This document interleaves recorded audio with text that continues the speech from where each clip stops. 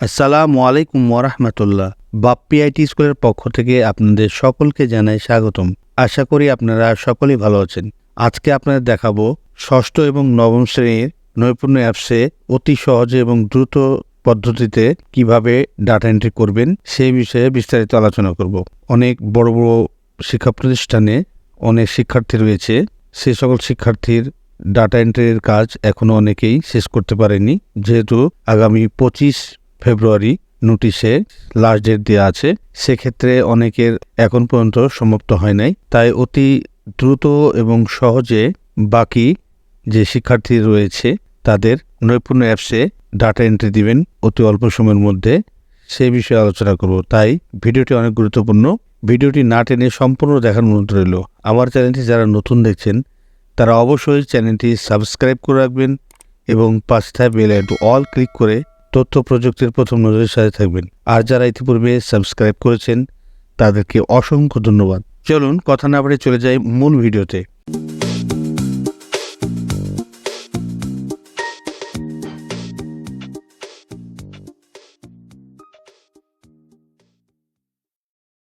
প্রথমে আপনারা মাস্টার নৈপুণ্য .gov.bd ওয়েবসাইটে ঢুকে ইউজার এবং পাসওয়ার্ড দিয়ে সর্বপ্রথম ঢুকবেন। ঢোকার পরে নতুন শিক্ষার্থী রেজিস্ট্রেশন এখানে ক্লিক করবেন। ক্লিক করলাম। এখানে দেখুন শিক্ষার্থী যুক্ত করুন। এখানে একজন শিক্ষার্থী যোগ করুন এবং একাধিক শিক্ষার্থী যোগ করুন। যেহেতু আমাদের সময় কম, সেক্ষেত্রে আমি আজ দেখাবো আপনাদের একাধিক শিক্ষার্থী যুক্ত করুন এই অপশনে ক্লিক করে দেখাবো। পূর্বে আমি একজন শিক্ষার্থী যোগ করুন দেখিয়েছি। আপনারা একজন শিক্ষার্থী যোগ করুন এভাবে করতে পারবেন, অথবা একাধিক শিক্ষার্থী যুক্ত করুন এভাবে করতে পারবেন। যেহেতু আমাদের সময় কম, দ্রুত কাজ করতে হবে, সেক্ষেত্রে আমি একাধিক শিক্ষার্থী যুক্ত করুন এখানে ক্লিক করলাম। তারপরে দেখুন ব্রাঞ্চ নেম আপনার ক্লিক করবেন। ব্রাঞ্চ নেম ক্লিক করার সাথে সাথেই শিফট এবং ভার্সন অটোমেটিক চলে আসবে এবং শ্রেণী নির্বাচন। আপনি যদি 6 করেন তাহলে ষষ্ঠ শ্রেণী লিখবেন, এবং যদি ক্লাস 9 করেন তাহলে 9 লিখবেন। আমি 9টা দেখাচ্ছি। 9 শ্রেণী নির্বাচন করার সাথে সাথেই সেকশন অটোমেটিক চলে আসবে এবং সন 2024 থাকবে। এখানে আরেকটি কথা বলে রাখি, আপনারা এই শিক্ষার্থী এন্ট্রি দেওয়ার পূর্বে এখানে দেখুন ফাইল আপলোড করতে অবশ্যই নমুনা ফাইলটি ডাউনলোড করে ডাটা এন্ট্রি করুন। এই ডাউনলোড এখানে ক্লিক করলে সে এক্সেল শিটটা ডাউনলোড হয়ে যাবে। তো আমরা প্রথমে এই কাজ করার আগেই আমরা এখানে ক্লিক করে আমরা এই ফাইলটা ইনপুট দেব।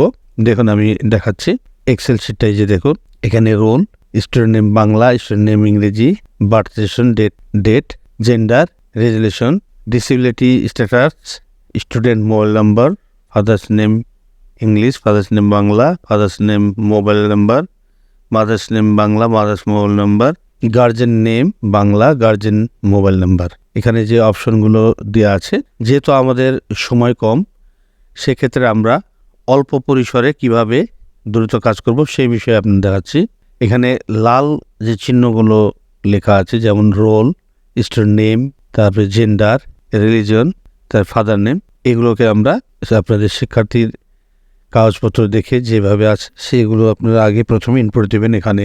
তো যেহেতু আমরা অল্প সময়ের মধ্যে কাজ করব, সেহেতু আমরা সম্পূর্ণ দেব না। এখানে আমরা শিক্ষার্থীর রোল, শিক্ষার্থীর নাম বাংলা ইংরেজি, তার জন্ম নিবন্ধন নাম্বার, তার জন্ম তারিখ, তার gender, resolution, disability status, mobile number যদি থাকে দেবেন, আর বাবার নাম। এই কয়েকটা ঘর আমরা পূরণ করব, বাকিগুলো আমরা পূরণ করব না।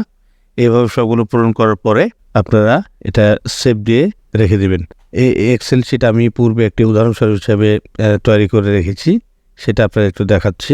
এই যে এখানে দেখুন। তো এখানে আরেকটি কথা বলে রাখি, জেনারেল মোড থাকবে। যদি জেনারেল মোড থাকে তাহলে অবশ্যই এনে ক্লিক করে আপনার টেক্সট ফরম্যাট করে নেবেন। আর যদি টেক্সট করাই থাকে তাহলে আর প্রয়োজন নেই, কারণ হচ্ছে এই সংখ্যাগুলো দেওয়ার পরে ইনপুটের ক্ষেত্রে লাস্টের কিছু অংশ নাও দেখাতে পারে। এই জন্য আপনারা নিবন্ধন নাম্বারটা প্রথমে তুলে নেওয়ার পরে আপনারা এখানে এই টেক্সট লেখাটা অপশনটা সিলেকশন করে রাখবেন, তাহলে আর কোনো প্রবলেম হবে না। তো এইভাবে আপনারা যতজন শিক্ষার্থী রয়েছে ততজন শিক্ষার্থীর নাম, জন্ম তারিখ, বাবার নাম, ধর্ম ইত্যাদি সিরিয়াল অনুযায়ী আপনারা কাজগুলো কমপ্লিট করার পরে এখানে সেভ বাটনে ক্লিক করবেন। এখানে আরেকটি কথা বলি, জন্ম তারিখের ক্ষেত্রে এখানে দেখবেন প্রথমেই ডেট দিয়ে আছে, তারপরে মাস এবং তারপরে বছর, এবং এগুলো ক্ষেত্রে আপনারা 2 অক্ষর করে দিবেন। এই যেখানে উদাহরণস্বরূপ দেওয়া আছে 31/12/23, 2023 লিখবেন না, লাস্টের দুটি সংখ্যা লিখবেন। যদি এক্সাম্পল হিসাবে তার 31/12/2012 সাল হয়, সেক্ষেত্রে আপনারা লিখবেন 31/12, শুধু 12 লিখবেন, 2 অক্ষর। 2012 লেখার প্রয়োজন হবে না, এখানে 2টি অক্ষর দেবেন, সেই অনুযায়ী করবেন, তাহলে আর প্রবলেম হবে না। তো প্রথমে আপনারা এটা সম্পূর্ণ শিক্ষার্থীর ডাটাগুলো এখানে এন্ট্রি দেবেন। এন্ট্রি দেওয়ার পর সেভ বাটনে ক্লিক করে সেভ করে রাখবেন। তারপরে এটা কেটে দেবেন। তারপরে আপনারা চলে আসবেন এই যেখানে এসে আপনাদের বললাম যে এখানে আগে থেকে আপনারা এক্সেল শিটটা ডাউনলোড করে সেই এক্সেল শিট পূরণ করার পরে ওটা রেডি রাখার পরে ড্র্যাগ অ্যান্ড ড্রপ অর ব্রাউজে ক্লিক করবেন এবং যেখানে আপনি পূর্বে থেকে স্টুডেন্টদের যে তালিকা এন্ট্রি দিয়ে রেখেছেন সেই তালিকায় যে এখানে অপশনে ক্লিক করবেন, তারপর ওপেনে ক্লিক করবেন। এখানে দেখুন এই যে জায়গায় কতটা নিয়েছে সেটা দেখাচ্ছে, তার মানে এটা এন্ট্রি হয়েছে। এখন এন্ট্রি এখানে হওয়ার পরেই স্ক্রল করে নিচে এসে এই যে দেখুন তথ্য সংযোগকরণে ক্লিক করবেন। তো তথ্য সংযোগের ওখানে ক্লিক করলাম। এই যে দেখুন শিক্ষার তথ্য সফলভাবে আপডেট করা হয়েছে। এই অপশনটা যখন আসবে তখন বুঝতে পারবেন যে আপনার শিক্ষার্থীর তথ্য সফলভাবে আপডেট হয়েছে। এভাবে আপনি অতি অল্প সময়ের মধ্যে ষষ্ঠ এবং নবম শ্রেণীর ডাটাগুলো নৈপুণ্য অ্যাপসে এন্ট্রি দিতে পারবেন। আর আরেকটি কথা বলে রাখি, অষ্টম এবং নবম শ্রেণীর সেকশন সিলেকশন করে সংযুক্ত করে রাখবেন, তারপরে কাজগুলো করবেন। তা না হলে কিন্তু সেকশন আসবে না এবং কাজ করতে পারবেন না। আমার চ্যানেলটি যারা নতুন দেখছেন তারা অবশ্যই চ্যানেলটি সাবস্ক্রাইব করে রাখবেন এবং পাশ দেওয়া বেল আইকনটি অল ক্লিক করে তথ্য প্রযুক্তির প্রথম নজরে থাকবেন। আর যারা ইতিপূর্বে সাবস্ক্রাইব করেছেন তাদেরকে অসংখ্য ধন্যবাদ। ভিডিওটি আর দীর্ঘায়িত করলাম না, পরবর্তী কোনো নতুন ভিডিও নিয়ে আবার আপনাদের মাঝে ফিরে আসবো। ততক্ষণ ভালো থাকুন, সুস্থ থাকুন। আল্লাহ হাফেজ।